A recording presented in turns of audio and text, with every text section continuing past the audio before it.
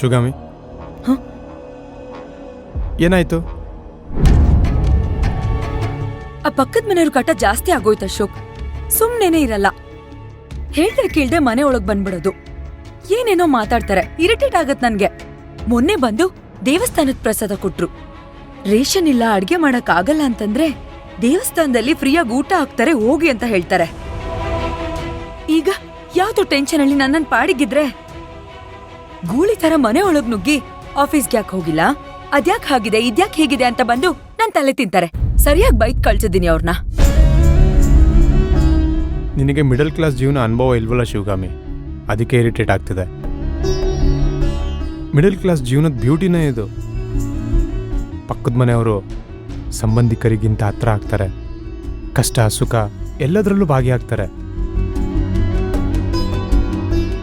1000 ರೂಪಾಯಿ ಬೇಕು ಅಂತಂದ್ರೆ ಸಂಬಂಧಿಕರು ಕೊಡಲ್ಲ, ಆದರೆ ಪಕ್ಕದ ಮನೆಯವರು ಕೊಡ್ತಾರೆ.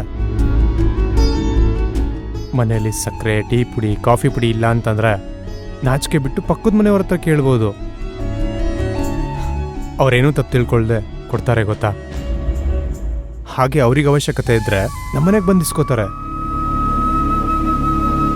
ಈ ಮಿಡಲ್ ಕ್ಲಾಸಲ್ಲಿ ಪಕ್ಕದ ಮನೆಯವರು ಅನ್ನೋದು ಅಣ್ಣ ತಮ್ಮಂದ್ರ ಸಂಬಂಧ ಇದ್ದಾಗೆ. ದಿನ ಕಿತ್ತಾಡೋದು ಮತ್ತೆ ಸರಿ ಹೋಗೋದು ಇದೆಲ್ಲ ಕಾಮನ್.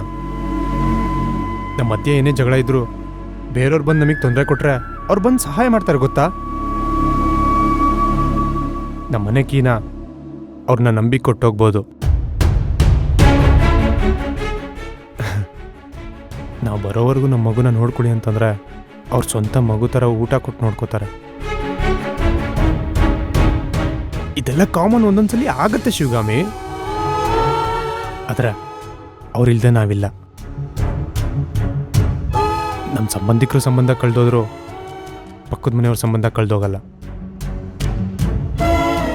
ಎಷ್ಟೋ ಜನ ಪಕ್ಕದ ಮನೆಯವ್ರಿಗೋಸ್ಕರ ಮನೆ ಚೇಂಜ್ ಮಾಡದೆ ಅಲ್ಲೇ ಇರ್ತಾರೆ.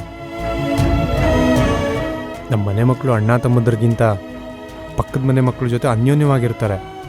ನಾವು ಒಡವೆ ಬಟ್ಟೆ ಕಾರ್ ತೊಗೊಂಡಾಗ ಹೊಟ್ಟೆ ಉಡ್ಕೊಳ್ಳೋರು ಅವರೇನೆ, ನಮಗೆ ಕಷ್ಟ ಅಂತ ಬಂದಾಗ ಸಹಾಯಕ್ಕೆ ಬರೋರು ಅವರೇನೆ. ನನ್ನ ಕೇಳಿದ್ರೆ ನೀನು ಅವ್ರಿಗೆ ಬೈಬಾರ್ದಿತ್ತು ಶಿವಗಾಮಿ. ನನಗಿದೆಲ್ಲ ಅನುಭವ ಇಲ್ವಲ್ಲ ಅಶೋಕ್. ನೋಡು, ಬೇಕಾದ್ರೆ ನೀನು ಫೋನ್ ಮಾಡಿ ಮಾತಾಡು. ಅವ್ರೇನು ದ್ವೇಷ ಸಾಧಿಸಲ್ಲ, ಪ್ರೀತಿಯಿಂದ ಮಾತಾಡ್ತಾರೆ. ಸರಿ, ಹಾಗಾದ್ರೆ ನಾನು ಈಗಲೇ ಕಾಲ್ ಮಾಡಿ ಅವ್ರ ಹತ್ರ ಮಾತಾಡ್ತೀನಿ. ಮಾತಾಡು.